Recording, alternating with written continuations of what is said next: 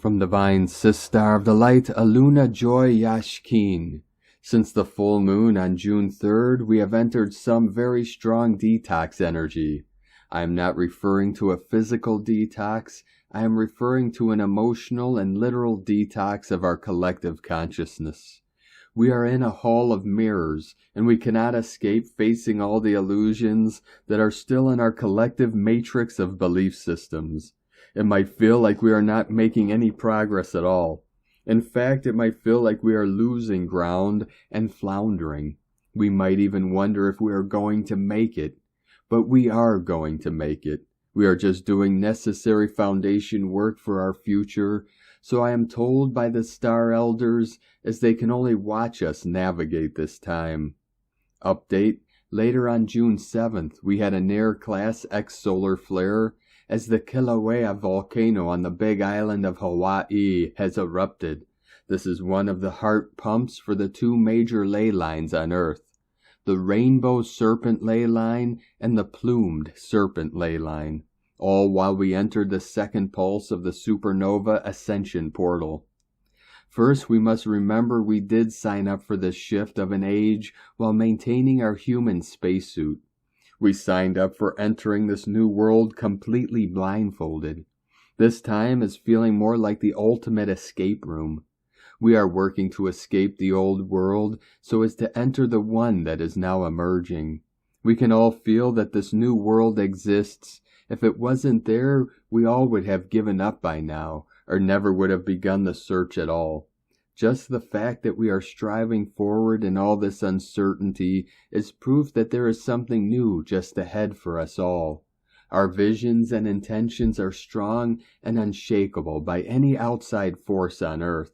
Unconsciously and unfortunately, while we are sleeping, a lot of our energy is being expelled to armor against this new incoming but unknown energy. Anything that is out of the ordinary or unusual or considered abnormal to our human spacesuit will be considered as an outside threat if it is or not. Unless we are super conscious, we have very little control over what our body's autopilot does while we are sleeping. We can easily wake up tired, confused, and turned upside down, or we may not sleep well at all. We all have our well-stocked spiritual toolboxes by now, but here are a few quick suggestions to help train your consciousness to be open to the new frequencies. Before sleep, it is helpful to talk to your body like it is a scared child, because it is. Tell your body that it is safe, it is healthy, it is strong. Also, it is helpful to fall asleep with your gratefulness checklist running through your mind. Just knowing that you have a roof over your head, food on your table, and a way to hear this transmission. You are an extremely privileged human being compared to the whole of humanity. I like to sit with the memory of a favorite sacred site that made me feel glorious. Also, EFT technique for releasing stuck energy in the body is helpful. There are many simple videos on YouTube. Also, playing high-frequency music with a little meditation before you close your eyes can help. I like 528 Hz music myself. You can find this type of music on YouTube and Spotify easily. Find one that works for you. Also, please share what's working for you in the comments section. We can all benefit from your insights.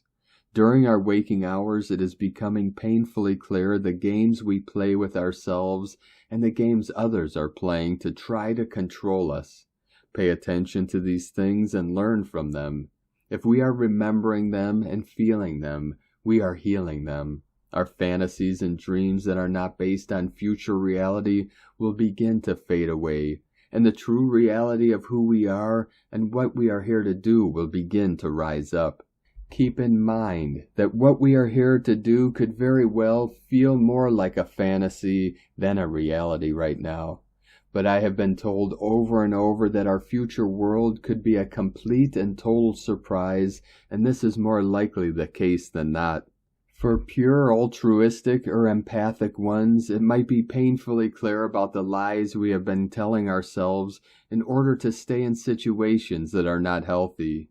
as well as all the places where we have not loved or valued ourselves as much as we value others. We are learning to have stronger boundaries. This isn't an act of protection, it is an act of self-love.